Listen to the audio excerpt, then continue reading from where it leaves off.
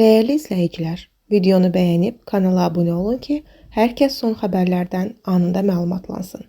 Göygöldə qətl törədilib. Xəbər verilir ki, Göygöl rayon polis şöbəsinə rayon Molla Cəlili kəndi ərazisində üzərində zorakılıq əlamətləri olan kişi meyidi aşkarlanıb.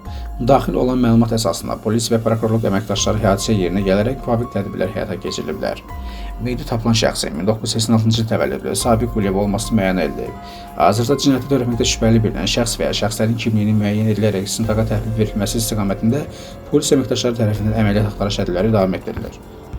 Abşeronda kişi mənzilinin eyvanında ölü halda tapılıb. Məlumata görə hadisə Xırdalan şəhəri Rəsulzadə küçəsində baş verib. 30 yaşlı şəxsin meyidi yaşadığı mənzilin eyvanında aşkarlanıb. Onun hansı səbəblə öldüyü bilinmir. Araşdırma aparılır.